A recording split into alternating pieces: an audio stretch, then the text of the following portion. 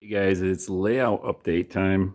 So, as you can see right here, there are no cars out on the layout. That's because I've been doing a lot of weathering on a lot of the cars, and I ended up basically just taking every single car off, putting it in the yard, and I've been doing some weathering on them, putting decals on them, and then for the heck of it, I was just like, well, let's put every car on the on one train and run it around the loop, which I was doing. I think it's 31 cars total.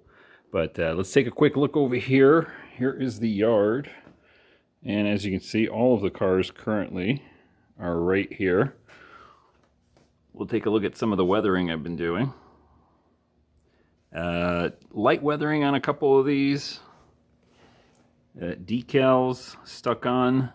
These are all in different stages of weathering, so not everything is completed. This one just got some decals and a little bit of fading done on it. Nothing done on that one, nothing done on that one, other than, you know, just a little fading spray there. Let's see here. I think there's a couple in back here someplace that I did some decals on, but this one here is the one from the video that I did. If you look at the channel there. And hey, it's a good spot to say, hey, don't forget to hit the thumbs up button. And if you're new, subscribe. And then hit the bell button to get notified when I do new videos. And then go take a look at the weathering video I just did a few days ago on this boxcar from start to finish. So let's take a look at the locomotive here, because I started doing a little bit of weathering on this guy. Just some of my grimy, kind of brownish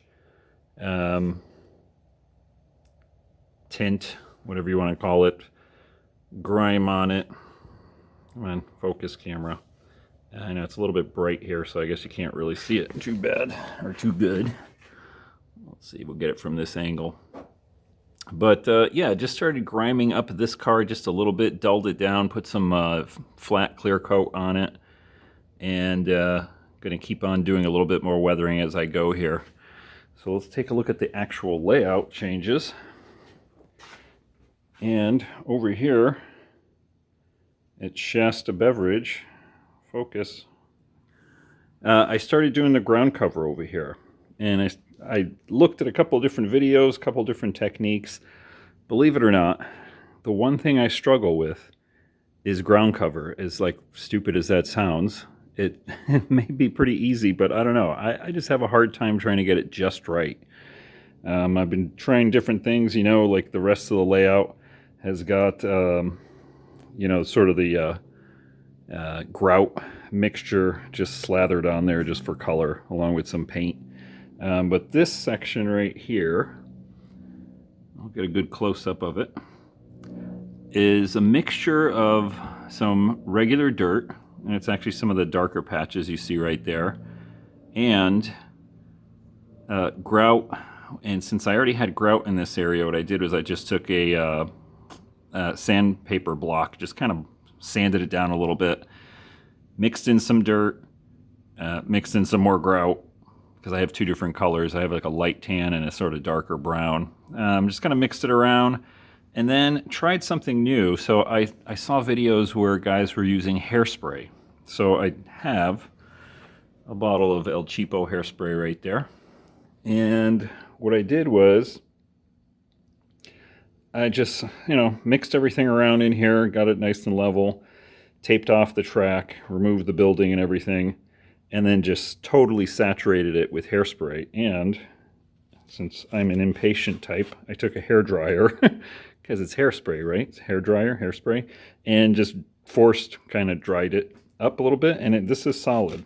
So pretty interesting how that hairspray, when it's on thick, is pretty solid, like glue. Still have to do some touch up, you know, along the edges and stuff, and get it, you know, weathered in nicely. I started doing a little bit along the edge here to try to blend it in by doing the same thing. Still got to go over one more pass and see how that comes out.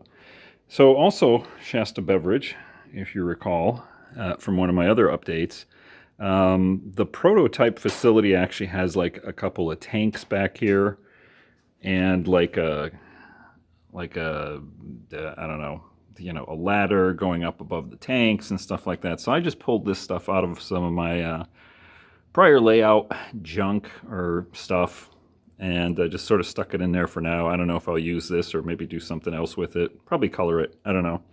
But put some tanks underneath there from United Polymer because I had all my tanks just sitting there. And yeah, so that's kind of starting to look a little bit better here, right? Still have to come over here to this side and do more of the ground cover and scenery and stuff, but I've started. I've started on that. I think it's looking all right. And let's see, one of the other things I did, other than that I haven't mentioned yet, is these padlocks. And I had a couple of questions from one of the other operations videos, and I neglected to actually mention them in the other update. So I got this idea from Eric Miller. So if you're not a subscriber to his and you like sort of switching layouts, go subscribe to his channel, Eric Miller, Eric with a C, E-R-I-C, Miller. And he's got a real nice layout that he has done specifically just for switching, kind of along the lines of the same thing I'm doing, just a different location. I think his is in Nebraska or Oklahoma or something like that, based there. I mean, the layout. So yeah, these locks correspond to a turnout. So each of the locks, not physically connected. It literally is just a little eye bolt thing with a lock on it. That's it. El Cheapo locks that I got from Amazon. And so they correspond to a turnout, or like for instance, this lock here is actually that yellow thing right there that I'm using as a derailleur. So derailleurs and turnouts have a lock. So when I'm running operations, we're sort of simulating what's happening in the real world.